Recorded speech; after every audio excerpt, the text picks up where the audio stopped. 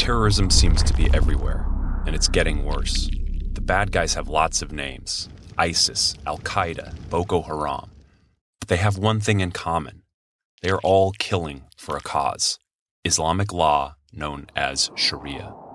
Sharia is the implementation of medieval Islam. Sharia demands a holy war called Jihad. The most widely available book of Islamic law in English says Jihad means to war against non-Muslims. There are two kinds of jihad. Violent jihad is horribly simple: slaughtering innocents and forcing submission. Violent jihadists want to conquer land for their caliphate, essentially an Islamic state where Sharia law is supreme. But there is another kind of jihad. In their explanatory memorandum, the Muslim Brotherhood calls this civilization jihad, saying the Muslim Brotherhood must understand that their work in America is a kind of grand jihad in eliminating and destroying the Western civilization from within and sabotaging its miserable house by their hands and the hands of the believers.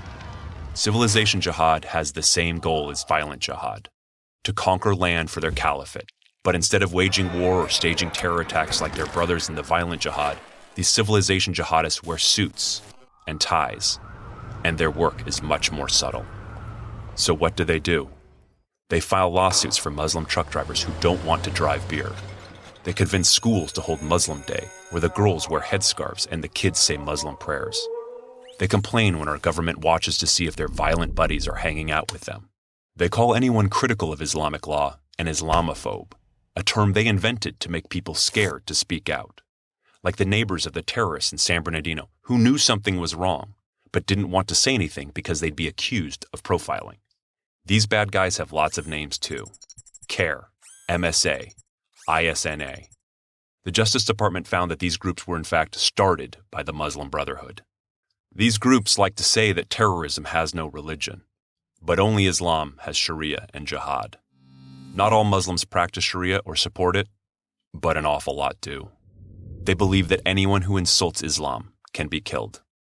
They believe that women are property, that gays should be killed, and that little girls should be mutilated and forced to marry old men they've never met. These things are simply not allowed in our free society and are against the Constitution.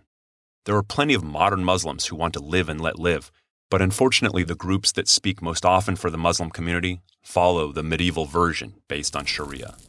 They are working to make the U.S. more like the Caliphate. They have to go. Find out more and how you can help at counterjihad.com.